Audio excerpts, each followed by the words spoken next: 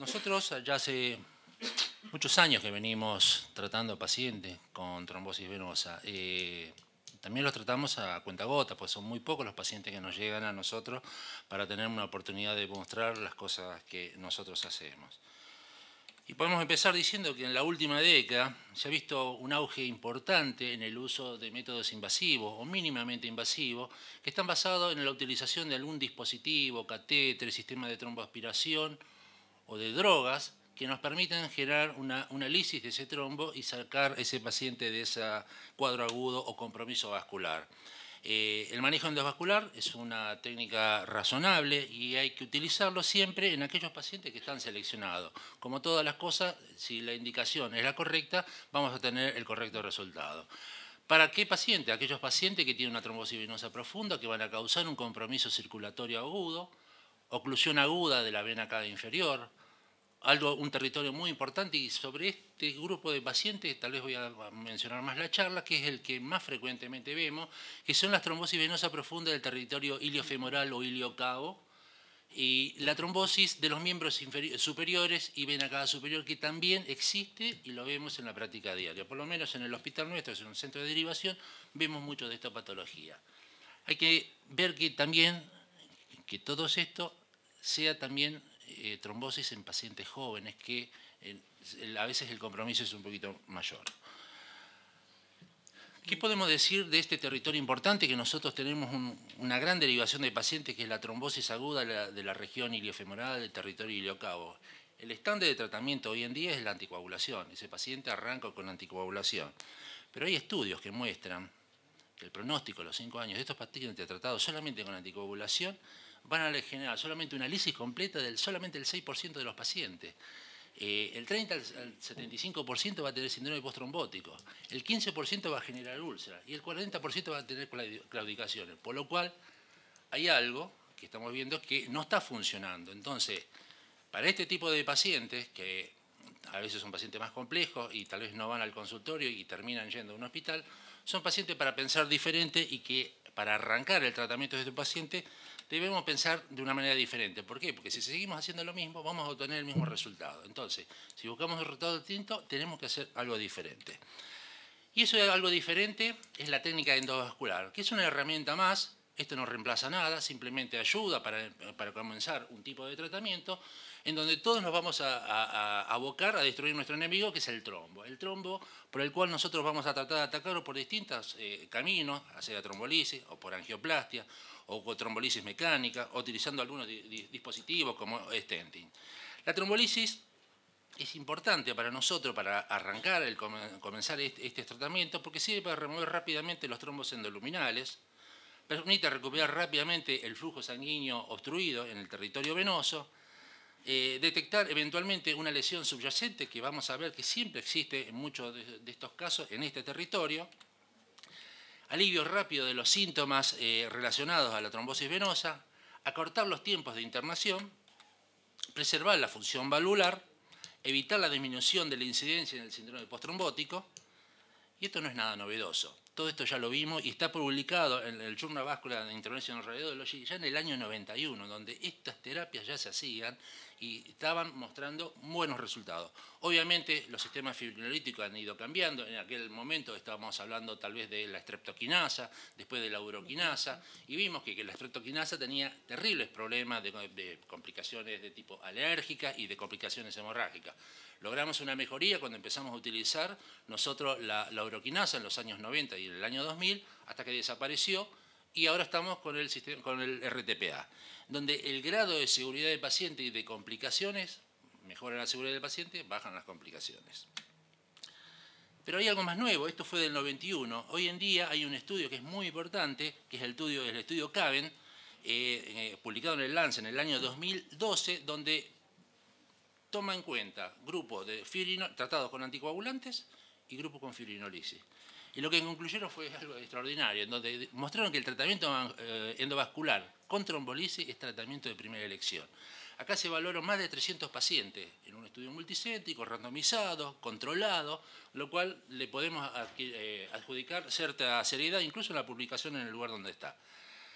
Nosotros sabemos que los fibrinolíticos tienen complicaciones, absolutas, relativas, otro tipo de complicaciones, que no hace falta que se las mencione porque todos ustedes las conocen perfectamente, pero en aquellos pacientes que sí da la puerta para utilizar este tipo de técnicas, hay que utilizarlas.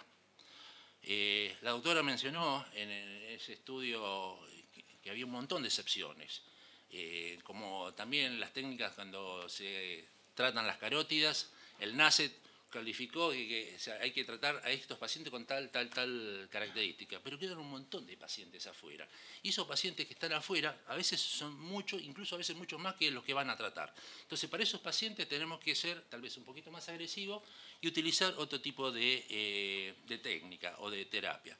En estos dos estudios mostraron un estudio, unas guías de la Sociedad Americana, el Foro Americano de Fórum Venoso y la Sociedad de Cirugía Vascular Americana publicaron guías de tratamiento venoso en donde recomiendan a la fibrinolisis como clasificación 1A para tratamiento de la trombosis venosa profunda en el territorio iliofemoral o iliocavo como primer approach para este tipo de pacientes, donde mostraron una regularización completa y parcial del 97%, permeabilidad primaria y secundaria al año, a los 3 y a los 5 años, del 73 al 93 para el primer año, 74 y 78 para el tercer año y a los 5 años 72 y 78%.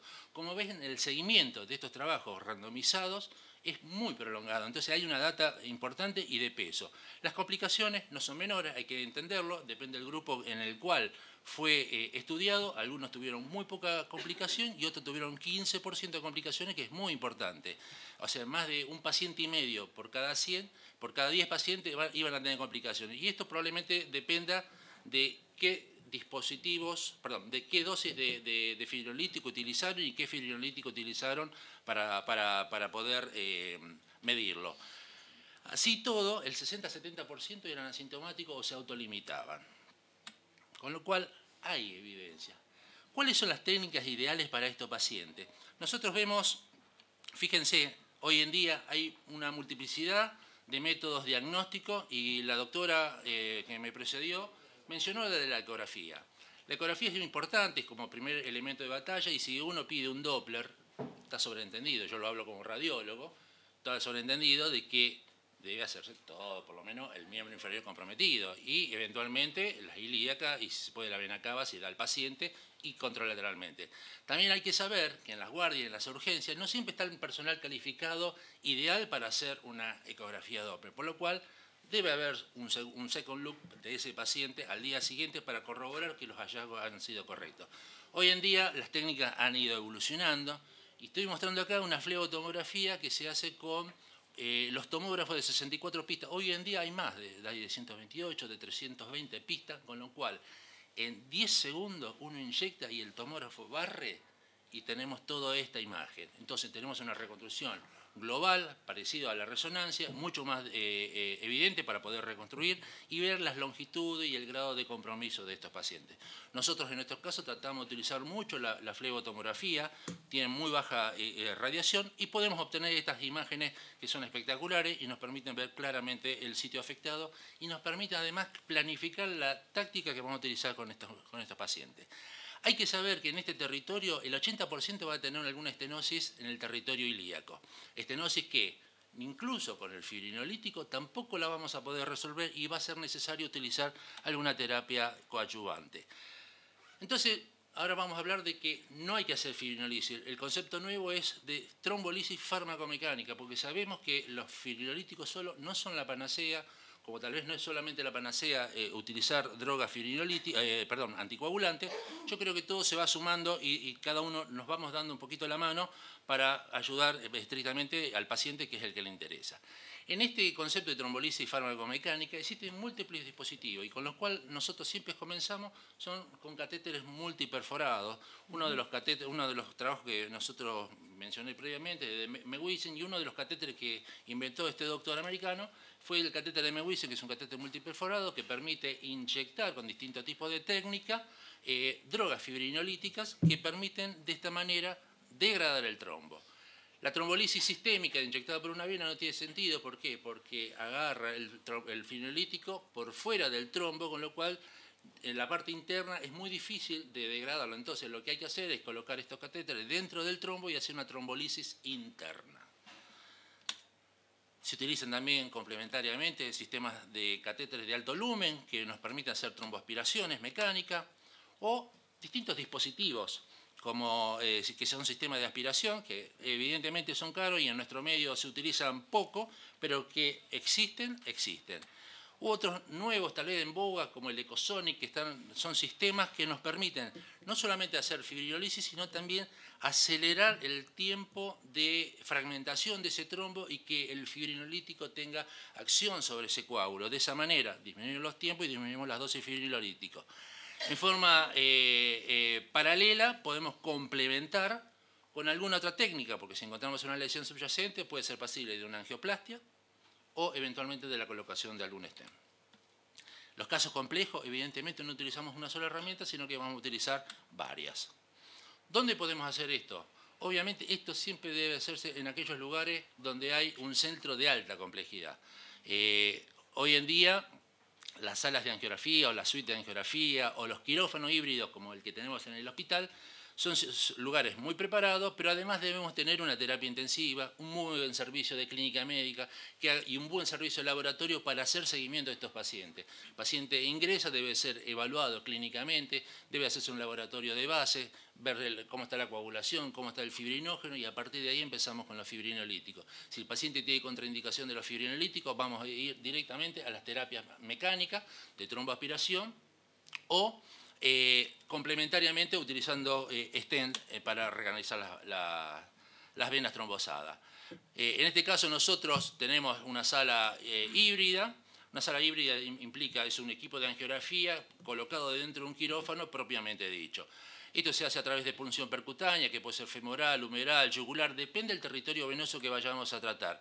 Hoy en día el acceso es mínimamente invasivo, son catéteres muy pequeños los que se utilizan para acceder al sistema venoso y hacer el diagnóstico. Los catéteres de tromboaspiración tienen ya un lumen mayor, pero ya ahí estamos hablando de terapéutica.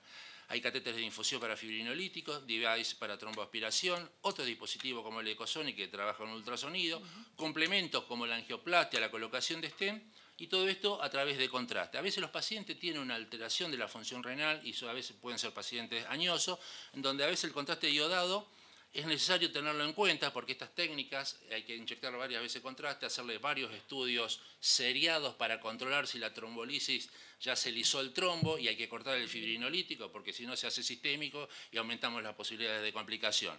Para estos pacientes vamos a utilizar contrastes que son isosmolares, bajas dosis de contraste, pero también podemos utilizar el dióxido de carbono. En los lugares que son complejos, hoy se utiliza el dióxido de carbono, todo lo que sea por debajo del diafragma se puede utilizar perfectamente este gas como medio de contraste, para lo cual debemos tener un equipo de angiografía moderno, no tal vez el más moderno, pero moderno, que nos permita ver a través de los software como un medio de contraste el dióxido de carbono. La punción braquial propita siempre se hace a través de guía ecográfica. Este es un poco el algoritmo nuestro. Guía ecográfica, el acceso ecográfico, una guía hidrofílica, atravesamos con el catéter el trombo, colocamos los catéteres de infusión, empezamos con un bolo inicial, que en general puede ser a 5 a 10 miligramos de RTPA, y después hacemos una infusión continua de 0,01 miligramos kilo peso hora. A través de estos catéteres de infusión, a través de los distintos devices, el control de fibrinógeno a las 6 horas para ver si el fibrinógeno no cae por debajo de 100, si no cae por debajo de 100, seguimos adelante con la terapia fibrinolítica, controles angiográficos acelerados entre 6 hasta 12 horas, depende del grado de trombosis que tenga ese paciente. Continuamos la RTPA en el caso de que siga la trombosis y en el caso de que ya se haya alisado completamente y haya algo de flujo, vamos a suspender y pasar a la trombectomía mecánica, que puede ser con catéteres o con dispositivos. Complementariamente vamos a ver si hay lesiones subyacentes y va a ser apoyada por angioplastia, colocaciones de stent y posteriormente el paciente va a quedar anticoagulado con el régimen correspondiente para cada caso. Y vamos a ver algunos ejemplos de qué es lo que hacemos nosotros. Esta es una paciente de 40 años con una anexiohisterectomía reciente que hizo una trombosis venosa profunda. La paciente se anticoaguló. La paciente progresó con su trombosis, obviamente no estaba funcionando y fue derivado para nosotros para hacer trombolisis.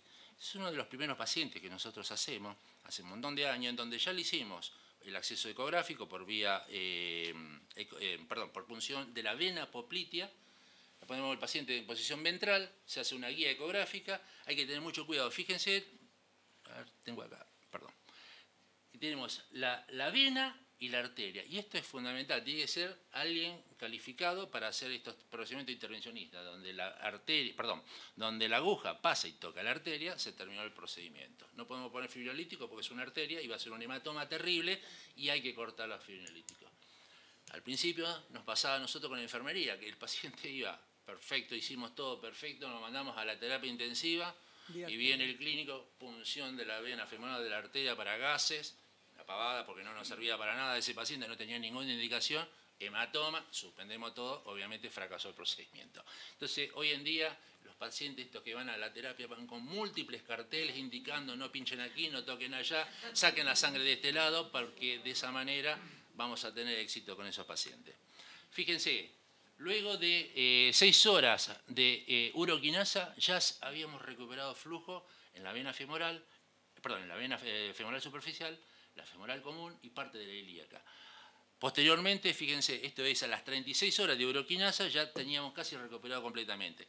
Esta paciente tenía una estenosis acá en la vena femoral que se angioplastió en su momento y se resolvió. El control seguido a los 3 meses de la misma paciente mostraba que el sistema venoso estaba completamente permeable, sin afectación valvular y tampoco tenía. Nosotros la seguimos bastante tiempo después y la paciente casi no tuvo complicaciones de tipo de síndrome postrombótico. Existen otras situaciones en donde vamos a encontrar también un territorio para poder trabajar. Particularmente son los pacientes hematológicos con compresión tumoral o paraneoplásicos, en donde es muy común que masas tumorales de este territorio ilíaco-pelviano generen trombosis que retrógradamente comprometen el miembro inferior. Obviamente aquí, de vuelta, la técnica es acceder por vía poplitea, tratar de recanalizar. Fíjese, el catéter está inyectado de acá porque se accedió por vía poplitea. Se hizo la trombolisis y después de la trombolisis encontramos la causa primaria. Siempre en el territorio ilíaco vamos a encontrar en general una causa primaria. En este caso, obviamente, era el tumor que fue complementado con el tratamiento de un stent y se recuperó el flujo. Este paciente, recuerdo, era un ingeniero. Fíjense lo que teníamos, la gran trombosis, la gran asimetría que tenían los miembros inferiores. Al día 3 ya casi esa pierna estaba teniendo visos de normalidad. Y posteriormente, ya a los 7 días que estuvo, el paciente ya tenía una recuperación completa. Obviamente el paciente quedó anticoagulado y manejo a través del agente de hematología. Algo que vemos más frecuente y que no tiene que ver con patología oncológica es el síndrome de Coquedo-Mays-Turner, en donde se ve en gente joven, en mujeres principalmente, y donde aparece una mujer con una trombosis del miembro inferior izquierdo, es un coquet hasta que se demuestre lo contrario. O aquellos pacientes que tienen edema, pero sin llegar a la trombosis, hay que estudiarlos, y el método para estudiar es la tomografía computada. La tomografía computada nos permite hoy en día, en reconstrucciones tridimensionales, ver perfectamente el grado de compresión y el cruce de la arteria ilíaca derecha sobre el eje de la vena ilíaca izquierda. Y aquí vemos una paciente que vemos también una simetría, trombosis venosa, y nosotros veíamos acá que no solamente tenía el compromiso del lado izquierdo, sino también se había extendido hacia el carrefour de la vena cava y ya estaba comprometiendo el lado contralateral. Lo que se hizo en este paciente, se colocaron catéteres de infusión de fibrinolítico en ambos lados. En ese momento colocamos un filtro de vena cava, que en ese momento yo lo coloqué. Empezamos a pensar, porque vamos a hacer fibrinolítico, le ponemos un filtro por vía yugular, los filtros se colocan por vía femoral o por vía yugular. Entonces, si le ponemos por vía yugular, sonamos porque el paciente por la trombolisis va a ser un sangrado en el cuello, va a ser un hematoma asfixiante, el paciente va a tener que estar intubado para poder rescatar su vida, correr riesgo de su vida. En este caso, innovamos y entramos por la trombosis, entramos por el lado derecho, hicimos una punción de la vena femoral, hice una punción de la vena femoral, de la vena poplitea, con la paciente acostado, y se colocó un dispositivo por vía transpoplitea. Colocamos el filtro de vena cava. Hoy vemos que tal vez no es tan necesario colocar filtros de vena cava cuando uno hace una trombolisis. Y de hecho en los últimos tiempos no hemos colocado filtros de vena cava a los pacientes que les estamos haciendo trombolisis, salvo que tengan gran cantidad de trombos en la vena cava inferior. Este paciente, posteriormente a la trombolisis, fíjense, recuperó completamente el lumen y característicamente el síndrome de Coquet hace que tenga una compresión de la vena ilíaca izquierda casi en la desembocadura de la vena cava, que fue y debe ser corregido siempre con un stent. La paciente se recupera completamente y el edema del miembro inferior desaparece. Otros pacientes, y podemos ver lo mismo, gran trombosis y extensión, el abordaje es por vía yugular. Se puede colocar, lo que digo últimamente no lo estamos haciendo, en la colocación del filtro de vena cava, paciente en posición ventral, abordaje popliteo, todo lo que venimos diciendo, primera opción. En algunos casos que los pacientes tengan alguna contraindicación es la trombolisis, la tromboaspiración mecánica con catéter. Acá hay que colocar introductores de amplio lumen para poder introducir un catéter de mayor tamaño. Se hepariniza el paciente y se hace la tromboaspiración. Esto en forma pausada, tranquila, progresivamente vamos logrando una limpieza, ya habíamos limpiado acá la vena femoral superficial y posteriormente con el tiempo vamos abriendo el resto del árbol vascular. Como vemos acá, este paciente sí se colocó un filtro y ya teníamos grandes trombos en la vena cava e incluso el filtro ya había protegido y había atrapado uno de estos trombos. ¿Qué hacíamos con esto? Hicimos trombolisis porque a veces es muy difícil y el hecho del mismo catéter genera una lesión del endotelio que nosotros queremos evitar. En ese paciente volvimos a hacer trombolisis, el paciente empezó a recuperar mucho más, pero nos quedó un trombo flotante en la vena cava que fue muy difícil de poder tromboaspirar y aquí lo que hicimos es aplicar la tecnología de lo que veníamos haciendo hace muchísimos años atrás en el síndrome de vena cava superior. El síndrome de vena cava superior hay un 30% de los pacientes que hay oclusión completa de la vena cava superior y un 70% tiene una trombosis parcial. Esa trombosis parcial nosotros ni siquiera la aspiramos, la impactamos con un stent, la comprimimos contra la pared de la vena cava y fue lo que hicimos acá. Le colocamos un stent y el paciente recuperó inmediatamente el flujo.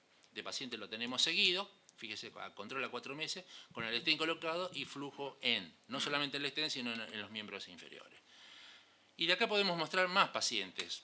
De vuelta, lo mismo, gran extensión de trombosis, tromboaspiración o trombolisis, recuperación paulatina del flujo, colocación de stent cuando encontramos lesiones como las que vemos acá en el territorio ilíaco. Doctor, 2 minutos, por favor. Estamos terminando. Entonces, podemos decir que esto de apoyarnos, además de trombolisis, en otros dispositivos, ya está visto en la literatura y ya en el 2007 se publicó algún trabajo donde mostraba la utilización de stent en estos pacientes, era exitoso, que el éxito clínico era del técnico del 100% con un éxito clínico del 96%, que tenía una permeabilidad primaria del 77% y una permeabilidad asistida del 89%. Obviamente, esta es efectivo y es importante para prevenir la retrombosis y asegurar la permeabilidad del miembro afectado. ¿Cuándo se colocaban los stent? Se coloca cuando existe o se detecta una estenosis o defectos parietales post-trombolisis, cuando hay recoil agudo, que esto es bastante frecuente, o cuando el Doppler venoso muestra un flujo mayor al 50% en relación a la velocidad pico que lo que vimos. En general se indica en el stent en los grados 1 o 2 de la escala de trombolisis y de esta manera vamos resolviendo rápidamente cada uno de estos pacientes. Existe literatura donde apoya el uso de distintos dispositivos como el anillo JET, donde mostraron que tiene alta tasa de remoción de trombos. Acá disminuimos la cantidad de fibrinolítico, pues ya no lo utilizamos, es para aquellos pacientes que no se puede utilizar fibrinolítico, donde hay una remoción del 96% y el paciente se encuentra libre de trombosis a los 3, 6 y 12 meses entre el 94, 86 y 83% respectivamente. Con lo cual ayuda a ver de que es necesario complementar estas técnicas de líticos con otros dispositivos. Vieron también que la utilización de estos dispositivos acortó el tiempo de tratamiento a 24 horas. Normalmente estos procedimientos por trombolisis más tromboaspiración más utilización de stent en general son 48 hasta 72 horas de tratamiento. Con estos dispositivos se vio que se acorta el tiempo casi a 24 horas. También vieron que no solamente estos dispositivos de tromboaspiración son la panacea, sino que también en este estudio mostraron que gran parte de estos pacientes necesitaron terapia complementaria con otro tipo de dispositivos.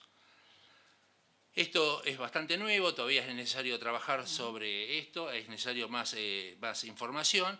Habla de que tiene mayor posibilidad de lograr una reabsorción de los trombos y trabaja con un sistema de ultrasonido que fragmenta el trombo más el fibrinolítico, hace que baje las dosis de fibrinolítico y disminuya el tiempo de la infusión de los mismos. También hay literatura que apoya el uso de estos dispositivos en obstrucciones crónicas. Y esto vamos a ir pasándolo. Hay otras situaciones. Fíjense, la utilización de catéteres centrales es muy común, lo vemos en la práctica diaria. Otros pacientes como el síndrome de Payet-Sweder es necesario hacer la trombolisis. En algún tiempo pensaba porque se podían poner stent, hoy los stent no los colocamos, hacemos la trombolisis y mandamos al paciente a cirugía torácica para que se le saque la costilla. Hoy el stent no se coloca, pero en aquel tiempo nosotros podíamos colocar un stent y logramos una recuperación rápida de ese paciente. A veces las terapias anticoagulantes solas fracasan y a veces los pacientes parece que mejoran, pero esta paciente que era jugadora de hockey viene por impotencia funcional y el Doppler le decía que estaba completamente normal, un muy buen dopplerista, y cuando le hicimos la flebografía apareció de que eran todos colaterales. Acá tenemos otro paciente que le pasó lo mismo y también tenía colaterales, por lo cual es necesario no solamente hacer ecografía, sino que mandar un estudio más global o con visión no tan operador dependiente. Y para concluir, podemos decir que la TBP aguda el territorio iliofemoral, la trombolisis fármaco-mecánica es el tratamiento de primera elección permitiendo una rápida remoción de los trombos. Sus objetivos son lograr una rápida remisión sintomática y evitar las complicaciones agudas de la oclusión venosa y las secuelas alejadas de la trombosis venosa profunda. Las indicaciones principales son las trombosis venosas profundas, refractarias al tratamiento anticoagulante inicialmente, particularmente en pacientes jóvenes y con afectación del territorio iliofemoral o miembros superiores. La fibrinolisis fármaco-mecánica se utilizará en forma complementaria otros dispositivos como los stent, como la angioplastia o como sistemas que permiten acelerar la trombolisis y la reducción de trombolíticos. Y como siempre esto debe ser realizado por manos expertas para evitar complicaciones y no bastardear el procedimiento estrictamente. Gracias y disculpen la velocidad.